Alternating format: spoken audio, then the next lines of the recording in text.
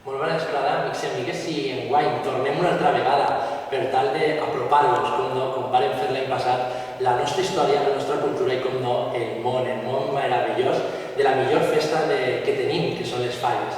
Avui anem a entrevistar a dues persones molt importants dins del món faller, que pertanyen a l'Associació d'Estudis Fallers, i sense més preàmbuls us dono la benvinguda i les gràcies a Picanya, a la localitat, i gràcies a Ricard, el president, i a Ivan, el secretari.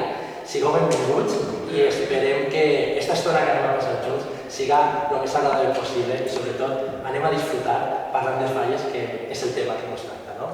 Molt bé, moltes gràcies per acollir-nos, vosaltres també, com a associació i partícips d'una associació fallera, com vosaltres, jove, present, i que crec que teniu molta energia i capacitat. I sobretot il·lusió, no? I sobretot il·lusió que no s'ha de perdre mai. La gent que ens està veient segurament se pregunta què és l'Associació d'Estudis Fallers. Molta gent coneix, en el món de les falles coneix el símbol de Faller Major, el president, l'Associació de Fallers Especials, però quan li parlem d'Associació d'Estudis Fallers, què li podem dir als nostres amics i amigues? Què és aquesta associació? Què pretén el món faller? L'Associació d'Estudis Fallers es va constituir l'any 1990 amb un objectiu fonamental, donar-li valor al que en aquell moment es va dir, el sentit dels estudis fallers. Apropar d'alguna manera també en un moment en què el món més intel·lectual estava una mica allunyat de la festa fallera i tendir ponts. Però realment, si nosaltres entrem en els estatuts de l'associació, el fi és promoure fonamentalment la investigació i la difusió de la festa fallera, no deixar darrere altres festes del foc i fonamentalment i per extensió tot allò que té a veure també amb la festa, a la cultura popular del nostre país. Que sobretot és una feina molt important perquè apropem a la nostra ciutadania, als nostres amics i amigues, com aquesta cultura, que som un poble ple de cultura, ple d'història i que cal conèixer-la. Fa uns mesos sí que l'Associació d'Estudis Fallers va col·laborar en fer una exposició sobre la República i les falles. Molta gent, va ser de molt èxit perquè va anar molta gent a veure-la, però tota la gent que anàvem a veure aquesta exposició ens preguntàvem què va suposar aquest període, què va suposar la Segona República en el món de les falles. Bueno, el període de la Segona República porta una herència que són els anys 20, que és una etapa, és una dècada clau de la festa de les falles i és molt desconeguda. En els anys 20 hi ha una gran embranzida de la festa a nivell geogràfic, una expansió a grans capitals de la festa com pot ser Bordiana, la consolidació en altres capitals com Sueca, Valsira, Xàtiva i Gandia, i a banda d'això també és un moment d'embranzida de la festa cap a la seva promoció i projecció. Són els temps del tren fallero, són els temps del cartell de falles, d'un himne per a la festa, com és el fallero del mestre Serrano, i tot això és un poquet el pozo que després la República pren i eclosiona. I d'alguna forma, com ara aprofundirem en el desenvolupament de l'entrevista, desenvoluparà i consolidarà a través de la pròpia institucionalització, per exemple, de la festa o de l'establiment de la setmana fallera o la creació dels organismes de gestió com el Comitè Central Fallero per una banda o l'Associació d'Artistes Falleros. Lògic, aleshores podem deduir que la Segona República va suposar molts canvis dins de la festa fallera com la coneixem, no? Què canvis, què podem dir que la Segona República va fer per a que la festa, les falles, tinguin una perspectiva diferent a la que abans es tenia? Bueno, és un poc el que estava comentant. Veníem d'unes dècades, la festa de falles dels precedents en el segle XIX, 1550-1555, està per els primers testimonis, i fins a aquesta dècada dels anys 20, diguem-ne, que era una festa amb un caràcter, entre cometes, anàrquic, no? Les condicions podien fer, no tenien una regularitat per exemple en el temps, les demarcacions o el que actualment coneixem com encreuaments de carrer on se portava la falla podien variar en un mateix carrer al llarg de successius exercicis, i un poquet en els anys 20, quan se creen aquestes entitats com l'Assemblea Provincial de Sant José, que ja es comença a capitalitzar la institució institucions, a polítiques i tal, provoca que la festa s'institucionalitzi, se regularitzi, com per exemple oficialitzar els dies de festa, que ja són el 12, 13, 14, 15, 16, 17 de març. L'establiment d'una agenda d'actes, escrides, el calendari magistral, corregudes de xolles, és a dir, inclús les que han desaparegut, les corregudes de bous també estan molt implicades en aquell moment. I a poc a poc, diguem-ne, la festa s'institucionalitza, se regularitza, se converteix no en la festa grossa, perquè això és un títol que té el Corpus, però sí en la festa de major ressonància de la ciutat. Ahí és que, diguem, per l'evolució del context social, polític i econòmic, en aquest cas, podríem dir de la ciutat de València, en principi com a cap i casal, fa que el calendari festiu canvia d'alguna manera. I arriba un moment que les falles, perquè no tenen unes connotacions plenament religioses, no tenen unes connotacions plenament polítiques, i fa que vaig adquirint una presència dins del calendari festiu important i coincideix prèviament, ja n'hi ha un sentit de festa gran, de festa major, però en aquesta reconfiguració i en aquesta estructura que es crea en els temps, que són 4 anys, diguem, si som estrictes, del 32 al 36, si amplim al 31, però les falles del 31 encara no s'havia proclamat la República, un mes després.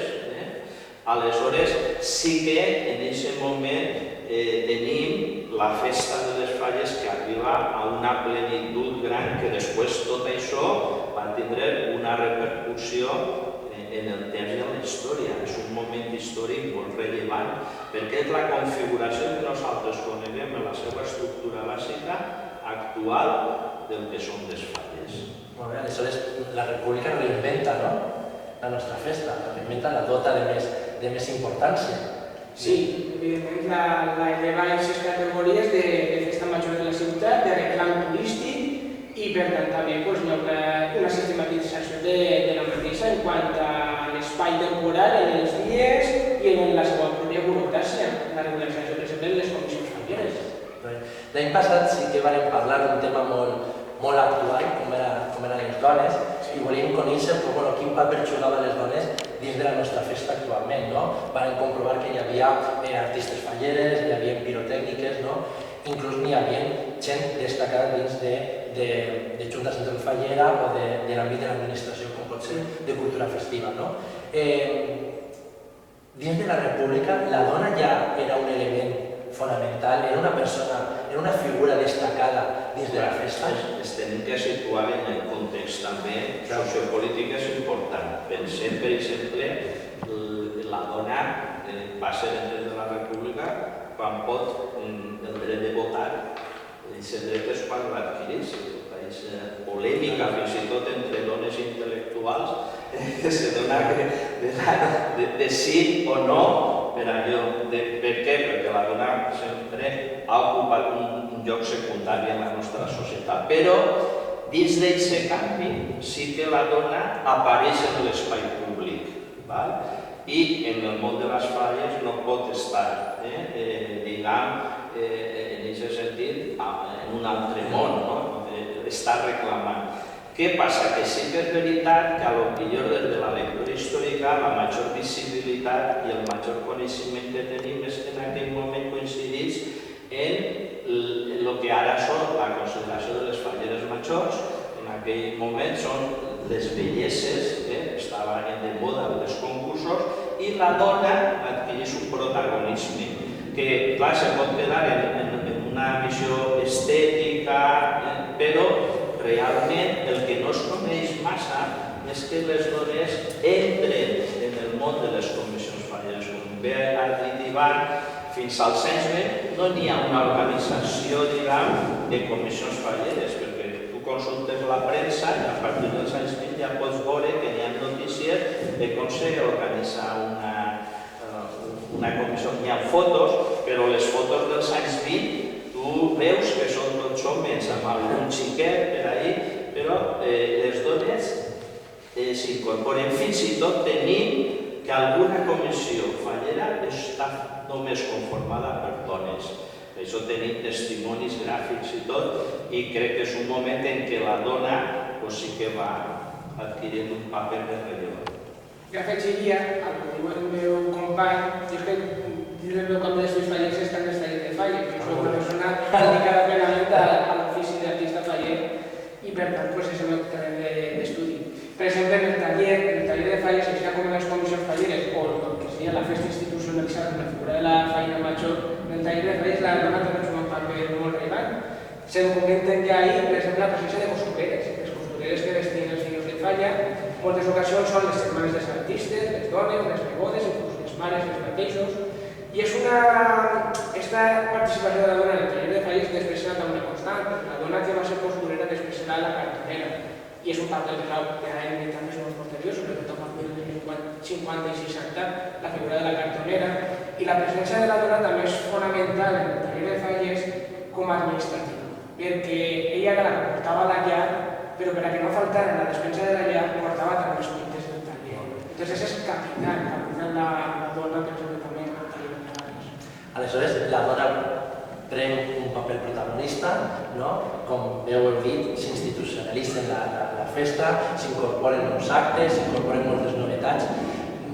Podríem catalogar la Segona República com una època daurada per a les falles? Podríem dir-la com el resplendor de les falles? No sé si és molt gosat, però des de luego és una etapa fonamental, com he comentat. Veníem d'una festa d'un caràcter molt popular, no el va perdre, evidentment la República no va perdre el caràcter popular la festa, però veníem d'una festa molt popular que tenia aquesta vessant esporàdica de les comissions que anaven i tornaven, inclús si anem cap al segle en períodes inclús no hi ha falles, per qüestió que el propi Ajuntament imposava una taxa per intentar eliminar la celebració de les falles, i de sobte arribem a una festa que evidentment eclosiona en tots els sentits que hem comentat. Eclosiona en la seva complexitat geogràfica, eclosiona en la seva promoció, eclosiona en la participació política i social de la festa, també com una projecció de les gens, de les masses, etc.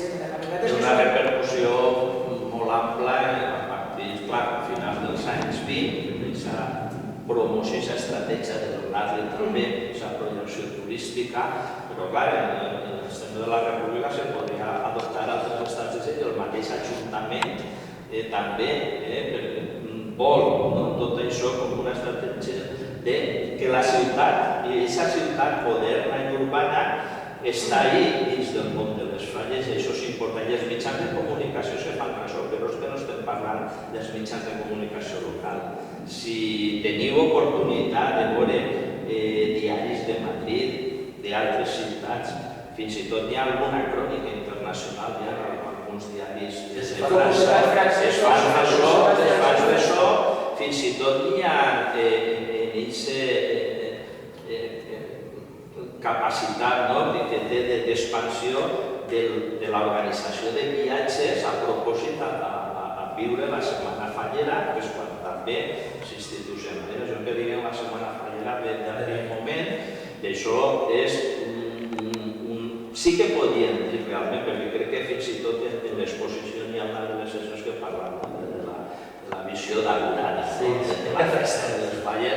Sí que podríem atrevir-nos, sempre amb una certa prudència, sempre des d'aquest anàlisi i context sociopolític, però crec que sí que és una època molt important perquè aquesta eclosió que molt bé dia hi va, el fet que està dient també de l'expansió a altres localitats, que algunes d'elles tenen esporàdicament testimonis de plantar falles anys enrere, fins i tot però ahir ja n'hi ha una eclosió. Pensat fins i tot que les fogueres d'Alacant naixen al final també com una mena, per molt que potser se vulgui distanciar, però és un sentimentisme perquè en aquest moment és la festa, aquesta festa del foc, aquesta festa de les falles, té un gran ressò entre la ciutadania i la societat valenciana. Tot això, se podria resumir en un concepte que un dels membres fundadors i ideòleg de l'associació d'estudis fallers, el professor Antoni Ariño, va explicar expressar en el llibre Capital fundacional de la filosofia, que és de la història de les falles. És el concepte de la festa unànime. Unànime. La festa unànime. Molt bé. Parlem de molts canvis, no? Però jo a Recària i Valls preguntaria en quin canvi o en quina novetat vos quedeu de la Segona República? Pues jo, mira, tornant al meu camp d'estudi, que és el taller de falles, jo me quedaria pues, en la filosofia creativa. Estem en un moment taulat de lo que és la introducció de l'art deco, del modernisme, tant en les falles, en els monuments familiars o en el cadafal, com en el cartell. És un gran moment. Ara que tenim una ciutat de València també carrilada cap a la capitalitat del disseny, en aquests moments està el gran nom del cartell, estan els dos germans Ballesters, i la seva germana també Manuela Ballester, no m'ha reivindicar, està Santiago Cartellero, està Ruperto Sanchís, és el moment de la litografia griega, en el vessant dels artistes falleros hi ha un incipient encara per ahir, però ja trencant mai, donant el seu cop en la taula Regino Mas, Modesto González, Salvador Rubio Puchades, Rafael Raga, tant artista faller com cartellista, i tot això pues, crec que és una o sea, per a lo que és el món de l'ofici dels artistes fallers i dels cartellistes, crec que és el moment clau en el que ells se poden titular com a tals. I de fet podríem afegir al que han dit. Jo crec que el fet ja de la configuració de la Setmana Fallera és donar-li aquest cos que té, aquest sentit, i penseu que ahir se podria donar un conflicte, fins i tot algun intel·lectual com Enric Soler i Godes, que és fundador i primer president de la nostra associació, un gran pedagog, però un gran referent de la cultura popular. Ell en un article, en un setmanari català, venia a dir està molt bé tot això, d'aquesta configuració, aquesta festa que després diríem en paraules d'Adiño unànime, centralitzadora, però ell diria que no es perden algunes de les essències d'aquesta espontaneïtat i en aquest moment conviu molt bé allò que fan les comissions falleres, que ja portaven un temps consolidant-se com una estructura, una societat, una organització,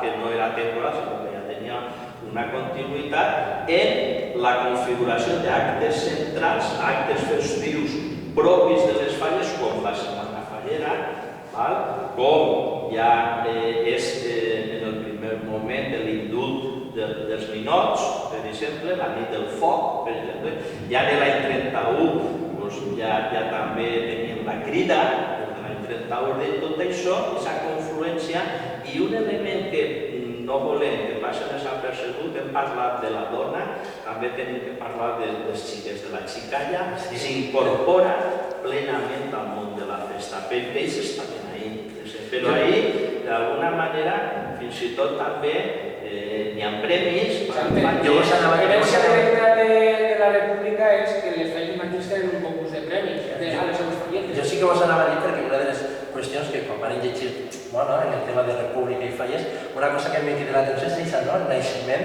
de les falles infantils, de com els xiquets i les xiquetes tenen la seva part de la festa. Sí, comissions independents celebrats amb el seu propi concurs. És veritat que sempre estarà la figura d'un adult que un poquet capitalitza burocràticament o simplement per qüestió de cura dels nanos a aquesta comissió, però són xiquets del carrer, inclús les referències de les comissions infantils de la República fan referència al número del portal on vivien aquests xiquets.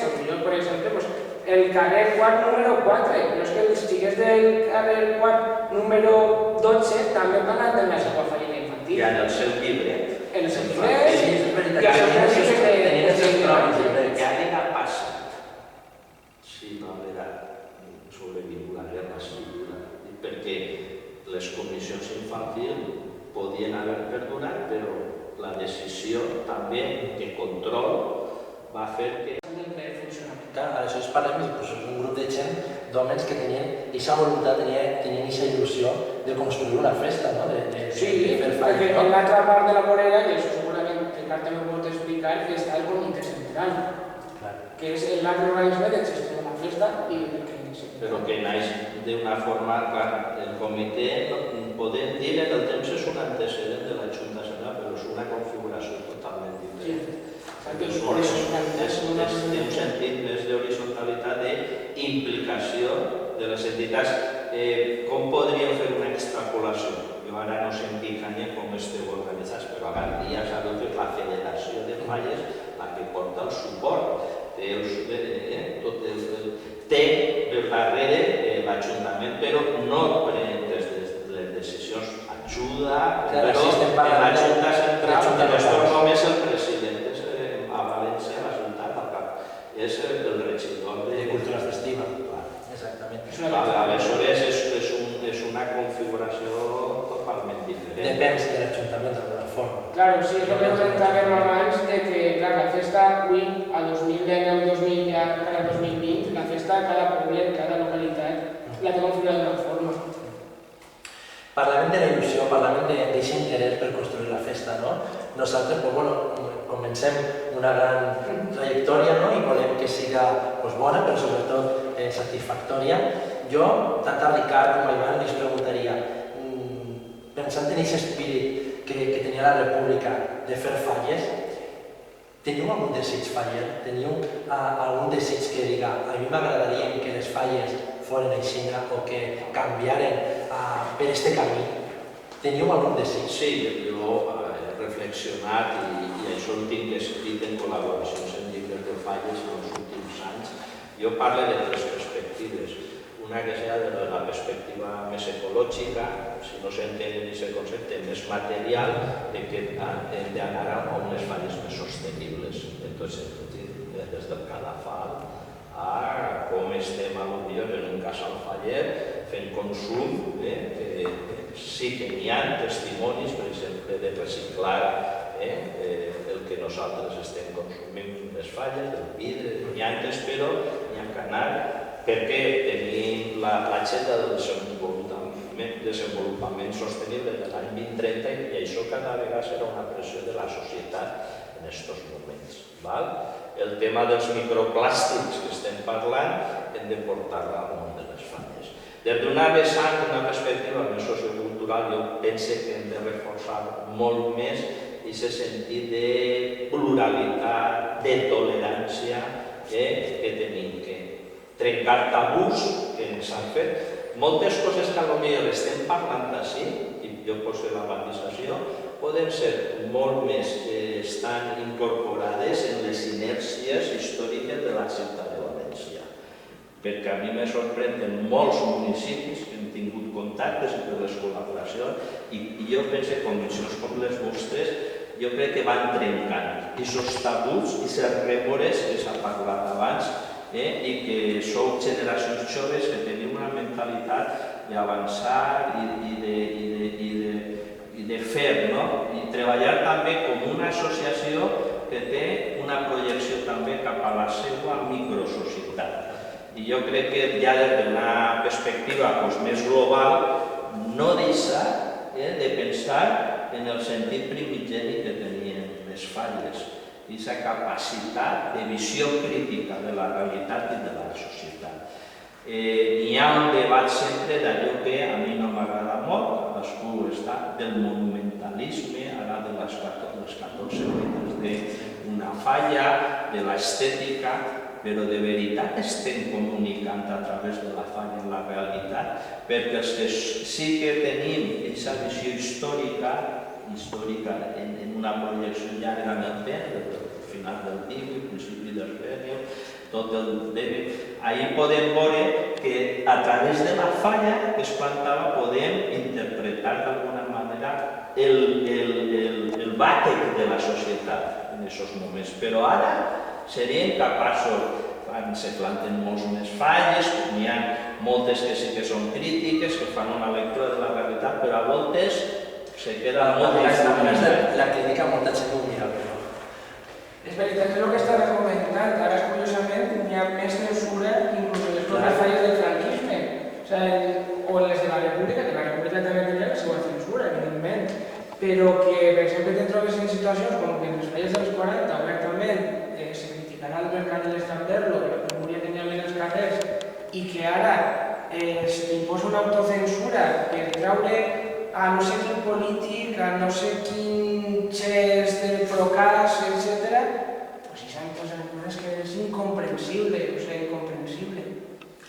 Doncs ens queden molts camins, no? Ens queda, com tu havies dit abans, que la festa comença a moure's, que comença a llevar coses, a ficar altres noves, però sempre amb l'objectiu fonamental que jo penso que és molt important, que és gaudir de la festa, disfrutar de la festa i fer que València, jo no diria durant 4 dies, durant tot l'any, siga el centre del món artístic i sobretot crític, però d'una festa exemplar, que és a lo que anem.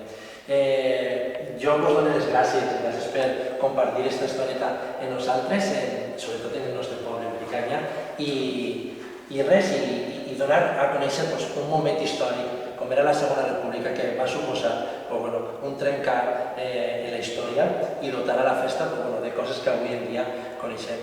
Gràcies, Ricard, gràcies, Ivan, i sobretot vos desitge el millor en la vostra andadura, en la vostra associació, perquè comenceu de nou, però segur que aneu a tindre un futur molt pròsper i sabeu que en Piquet tenim una segona casa. El mateix, vosaltres estem present que heu portat des de la feina d'història, per supost, i a partir d'ara les mans estan estretes. I vosaltres sabeu que nosaltres les nostres modestes aportacions passen per la revista d'Estudis Fallers, el Premi Soler i Bodes, que està convidat a la gent que col·labora en els llibrets a participar, les converses que es fan a la nau en unes temàtiques concretes, l'autoinnovació, sobretot el paper de xiquets i xiquetes en el món de les falles, per exemple, i continuen les investigacions, i està l'última que s'ha fet de la República de les Falles, que connecta en moltes altres col·laboracions que hem tingut, perquè nosaltres som una associació oberta a col·laborar, i estar així crec que és un bon testimoni també de donar també d'alguna manera a entitats joves com la vostra per a que aquesta il·lusió que tu dius, i que has dit alguna cosa també molt important, que una comissió falla és un espai de sociabilitat, i això és molt bonic, i no hi ha que perdre-lo tampoc. Hem de donar, com hem dit, hem de donar a conèixer la nostra història, la nostra cultura, la nostra festa, que som un poble molt ric en tots aquests 3 vessants. Jo a vosaltres us dono les gràcies per compartir aquesta estoneta amb nosaltres i sobretot vos convide a que observeu, a que vos interesseu i sobretot pregunteu per l'Associació d'Estudis Fallers, perquè estan així, però durant tot l'any, durant tots els dies, estan movent moltes coses, moltes exposicions per la nostra festa, per la nostra cultura i sobretot per la nostra història. A vosaltres gràcies, torno a dir-vos els nostres agraïments, i a vosaltres vos esperem un altre episodi en la nostra història, en la nostra cultura, però sobretot en la millor festa del món, les Falles. Moltes gràcies.